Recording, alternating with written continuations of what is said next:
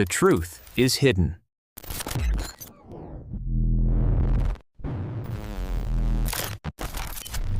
And the twins who vanished at sea. What washed ashore 10 months later will haunt you. Welcome back to Cold Shadows YT, where family secrets sink deeper than the ocean itself. Before we begin tonight's investigation, I need to warn you. What you're about to hear will destroy your faith in the people we trust most. Because sometimes, the monsters aren't strangers in the dark. Sometimes they tuck you into bed at night. The photo that exposed everything. The Polaroid was still developing when Marcus Dalton pulled it from the waterlogged camera, but what emerged from the chemical bath made his hands shake. A 9-year-old girl with hollow eyes sitting on a concrete floor, holding a cardboard sign with 2 words that would reopen the most twisted family murder case in maritime history. Daddy lied. The girl was Isabella Sterling. She was supposed to be dead. Her father, Dr. James Sterling, was serving life in prison for throwing her and her twin sister overboard during a family cruise. But this photo had been taken 6 months ago, more than a year after her supposed death. As Cold Shadows YT is about to reveal, Dr. Sterling didn't kill his daughters. He sold them, and the buyer had been keeping detailed records of what happened next. The morning tide had deposited more than seaweed on Kodiak Island's remote shoreline. Retired Coast Guard veteran Marcus Dalton was walking his German Shepherd along the rocky beach when the dog began pawing frantically at something wedged between 2 boulders. What Marcus pulled from the kelp and barnacles was a waterlogged leather suitcase, its brass corners green with corrosion. The faded shipping label was barely legible, but 3 words made his blood run cold. Aurora Dream Cruise. The ship where the Sterling twins had vanished without a trace 11 months earlier. Inside the suitcase, beneath sodden children's clothes and a teddy bear still clutching a torn family photo, Marcus found something that would reopen one of Alaska's most haunting unsolved cases, a Polaroid camera with 1 undeveloped photo still inside. As Cold Shadows YT has investigated in previous episodes, the ocean has a way of returning secrets that people thought were buried forever. But sometimes those secrets come back with a vengeance. When the photo emerged from the chemical bath, it showed 9-year-old Isabella Sterling sitting on what appeared to be a concrete floor, holding a cardboard sign with 2 words written in shaky, childish handwriting: Daddy lied. Chapter 1. The Perfect Family Vacation. July 8, 2023, Seattle Port Authority. The Sterling family looked like they'd stepped out of a travel brochure as they boarded the Aurora Dream cruise ship. Dr. James Sterling, a prominent Seattle cardiologist, wore his expensive casual clothes with the confidence of a man accustomed to respect. His wife, Catherine, a former nurse turned stay-at-home mom, shepherded their identical twin daughters through the boarding process with practiced efficiency. Isabella and Sophia Sterling, 9 years old and impossible to tell apart except for Isabella's small scar above her left eyebrow, practically vibrated with excitement. This was their first real family vacation since Catherine's cancer diagnosis had been declared in remission 6 months earlier. What surveillance footage from that day shows is a family that appeared to have everything: success, health, beautiful children, and a bright future ahead of them. Within 72 hours, that perfect image would shatter completely. The Sterlings were assigned to stateroom 318, a premium suite with a private balcony on the ship's upper deck. Security cameras captured them entering their room at 4:47 p.m. on July 8th, laughing and chattering about their upcoming week exploring the Alaskan coastline. It was the last time anyone would see all 4 family members together. Chapter 2. The Night They Disappeared. At 2:30 a.m. on July 10th, Catherine Sterling's screams woke passengers throughout the 3rd deck corridor. Ship security found her in the hallway outside their stateroom, hysterical and barely coherent, claiming that someone had taken her daughters. "They were in their beds," Catherine sobbed to the first responders. "I checked on them at midnight. They were sleeping. Then I woke up and they were gone. Just gone. The initial search of stateroom 318 revealed a scene that baffled investigators. The girls' beds showed no signs of struggle. Their pajamas were folded neatly on their dressers. The balcony door remained locked from the inside. But Isabella and Sophia Sterling had simply vanished. Cold shadows. YT has obtained exclusive access to the ship's security recordings from that night, revealing details that were never made public during the original investigation. Dr. Sterling's behavior during the immediate aftermath raised questions that investigators couldn't ignore. While Catherine was inconsolable, James remained eerily calm, providing clinical, detailed answers to every question. When asked about his whereabouts during the night, he claimed to have taken a sleeping pill and heard nothing unusual. But the ship's keycard logs told a different story. Chapter 3. The Father's Secret. Digital records showed that the keycard for stateroom 318 had been used 4 times between midnight and 3 a.m., long after Dr. Sterling claimed to be unconscious from medication. More disturbing were the locations those keycard accesses revealed: the ship's medical bay, a restricted maintenance area, and twice at the door of their own room. When confronted with this evidence, Dr. Sterling's composed facade cracked slightly. "I'm a light sleeper despite the medication," he said. "I thought I heard one of the girls coughing, so I went to get some supplies from the medical facility. I have clearance as a physician." The medical bay's supervisor, Nurse Rodriguez, had a different story. "No one accessed the medical supplies that night. Our security system would have logged any entry, authorized or not." Security footage from the ship's medical bay showed Dr. Sterling entering at 1:23 a.m., but he wasn't retrieving medical supplies. He was disposing of something in the biohazard containers, something he'd brought with him in a small black bag. The contents of that bag would remain a mystery, as biohazard disposal protocols required immediate incineration of any materials deposited there. Chapter 4. The Search That Found Nothing. The Aurora Dream immediately turned back toward port as Coast Guard helicopters and rescue vessels converged on their location. Every inch of the 2,200-foot cruise ship was searched systematically. Passenger and crew quarters, storage areas, engine rooms, even the ship's massive laundry facilities. Nothing. Dive teams searched the waters around the ship's route, looking for any sign that the girls might have fallen overboard. Ocean current models were calculated and recalculated. Sonar sweeps covered hundreds of square miles of seafloor. The search for Isabella and Sophia Sterling became the largest maritime missing persons investigation in Pacific Northwest history, involving over 200 personnel from multiple agencies. The cost exceeded $2.3 million. But it was the discovery in a forgotten storage compartment that changed everything. Hidden behind defunct life preservers in a rarely accessed maintenance closet, investigators found child-sized restraints, zip ties and duct tape that appeared to have been recently used. More chilling was what forensic analysis revealed: traces of chloroform on the restraints, and 2 small strands of dark hair that DNA testing confirmed belonged to Isabella and Sophia Sterling. Chapter 5. The Father Becomes the Suspect. Dr. James Sterling's medical knowledge suddenly took on a sinister significance. As a cardiologist, he would have had access to sedatives. His keycard movements throughout the ship that night painted a picture of someone methodically executing a plan.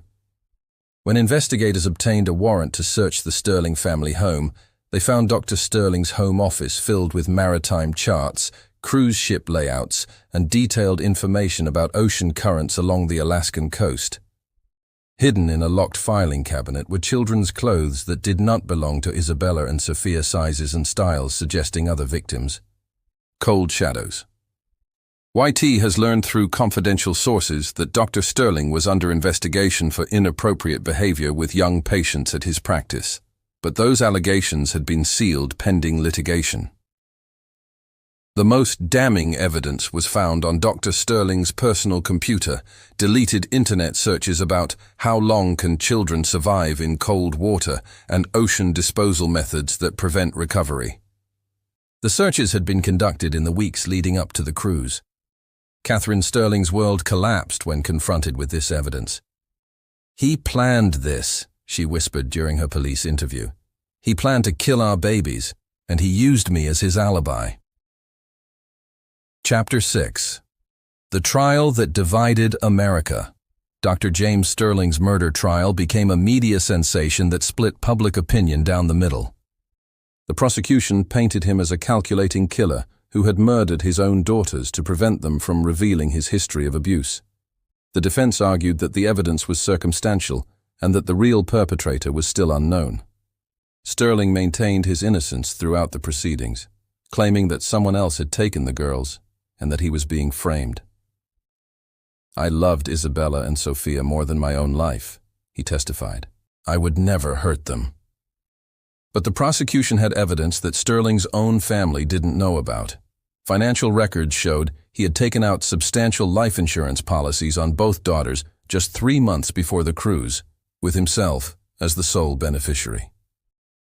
The trial lasted 6 months. Expert witnesses testified about ocean currents, ship security systems, and the psychological profile of family annihilators. The jury heard testimony from other families who had sailed on the Aurora Dream, several of whom reported seeing Dr. Sterling in restricted areas of the ship during previous cruises. On March 15, 2024, Dr. James Sterling was found guilty of 2 counts of first-degree murder and sentenced to life in prison without the possibility of parole. But the case was far from over. Chapter 7. The Discovery on Kodiak Island. 10 months after the trial ended, Marcus Dalton's discovery of the suitcase on Kodiak Island shore reopened questions that everyone thought had been answered. The Polaroid photograph of Isabella Sterling holding the "Daddy Lied" sign suggested something that chilled investigators to the bone. At least one of the twins might still be alive. Detective Rachel Kim, who had worked the original case, was called in to examine the new evidence. The photo showed Isabella in what appeared to be a basement or underground space, but she looked older than when she'd disappeared, as if the photo had been taken recently. Forensic analysis of the photograph confirmed Cold Shadow's YT's worst fears. The chemical composition of the Polaroid film indicated it had been taken within the past 6 months, more than a year after the girls had supposedly died. "If this photo is authentic," Detective Kim told the reopened investigation team, "then we convicted the wrong person, or Dr. Sterling had an accomplice who's been keeping at least one of the girls alive." The suitcase contained other disturbing items. A diary, written in a child's handwriting, that detailed months of captivity, forced labor, and psychological abuse. The entries spoke of being moved from place to place, of men who came to visit, and of a sister who had been taken to the quiet room and never returned. Most haunting was the final entry. "They say Daddy is in jail now, but the bad man who really took us is still here. Someone needs to know the truth." Chapter 8. The Underground Network. The new investigation revealed that Dr. Sterling, while guilty of planning his daughter's disappearance, may not have been their ultimate killer. Financial records uncovered after the trial showed payments to a network of individuals involved in human trafficking operations along the Pacific coast. The bad man, referenced in Isabella's diary, was identified as Marcus Webb, a former crew member on several cruise lines who had been fired for suspicious behavior around families with children. Webb had worked on the Aurora Dream under an assumed name and had disappeared shortly after the Sterling twins vanished. Cold Shadow's YT has obtained documents showing that Webb was connected to at least 12 other missing children cases across the Pacific Northwest, all involving families who had taken cruise vacations. The trafficking network used cruise ships as hunting grounds, identifying vulnerable children and either taking them directly or arranging for their abduction once families returned home. Dr. Sterling hadn't planned to kill his daughters. He had sold them. The basement shown in Isabella's Polaroid was traced to an abandoned cannery on a remote Alaskan island, accessible only by boat. When authorities finally located the facility, they found evidence of multiple children having been held there over several years. But they were too late. The facility had been hastily abandoned, with signs that the occupants had fled only days before the raid. Chapter 9.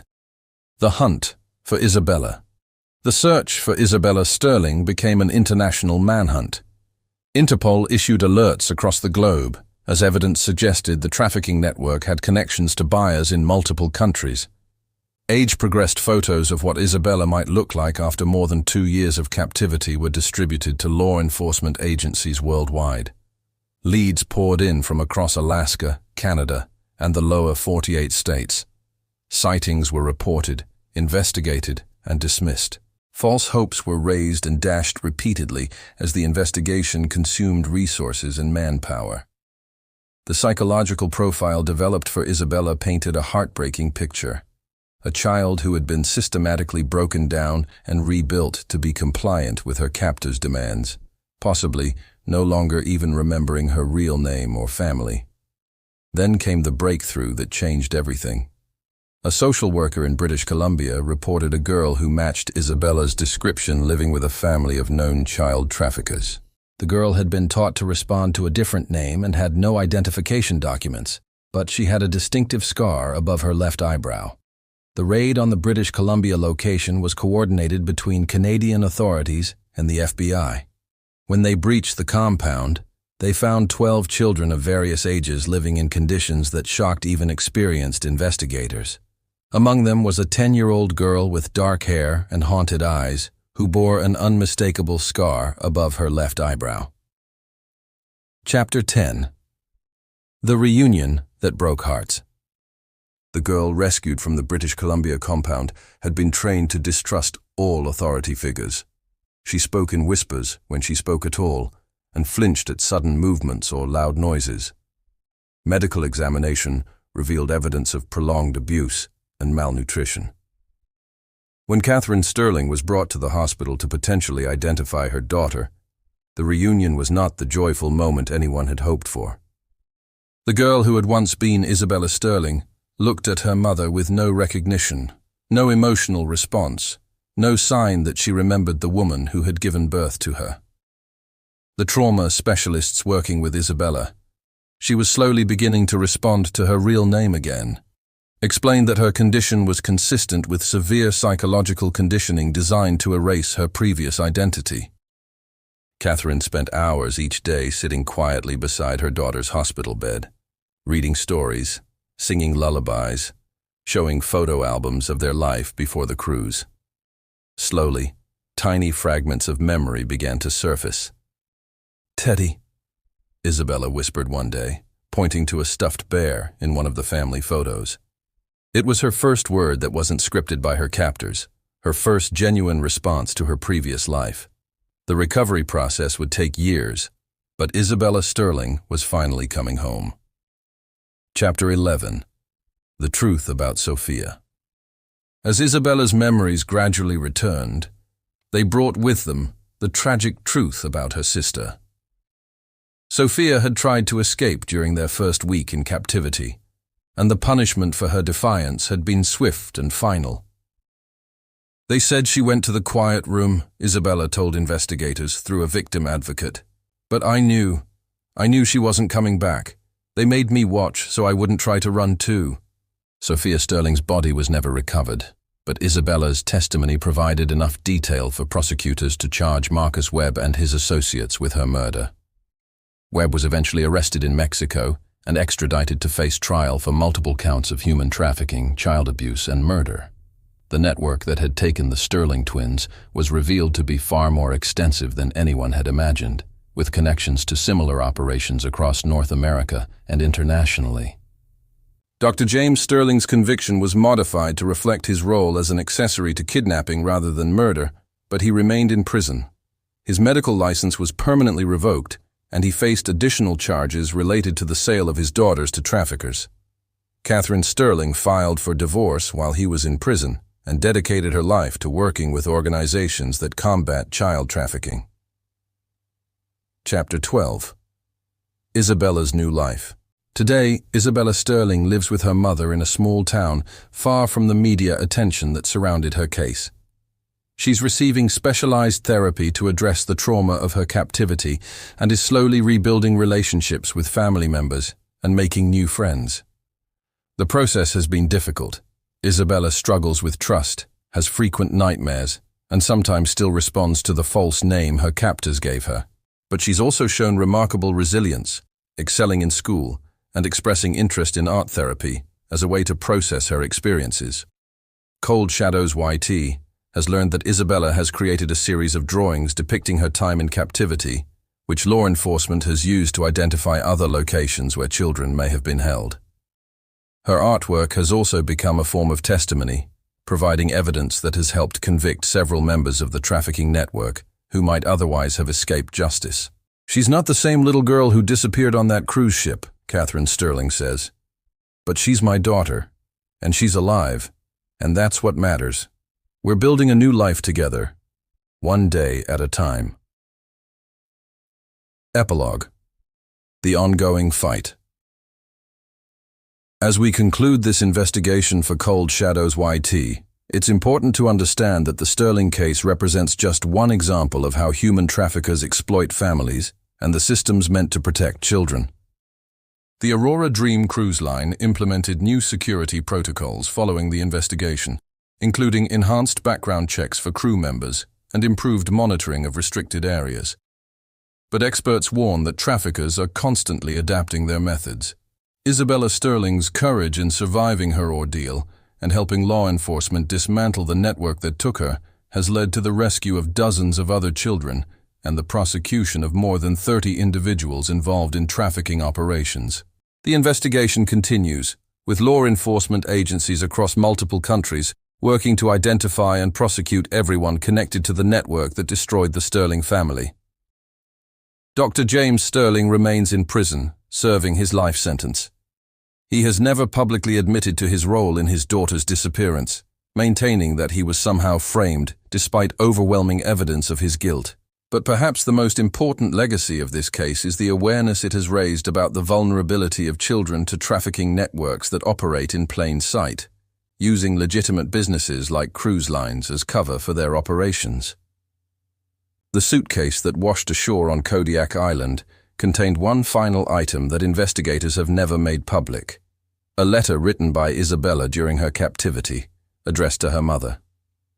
"Dear Mommy," the letter begins, "I know you think I'm dead, but I'm not. I'm trying to be brave like you taught me. I hope someone finds this someday and tells you that I love you, and I never stopped believing you would find me." That letter now hangs framed in Catherine Sterling's living room, a reminder that hope, like truth, has a way of finding its way to shore. Thank you for joining Cold Shadows YT for this investigation. If you have information about missing children or suspicious activity involving trafficking networks, please contact the National Center for Missing and Exploited Children or your local FBI field office. Remember, the ocean may hide secrets, but it also returns them.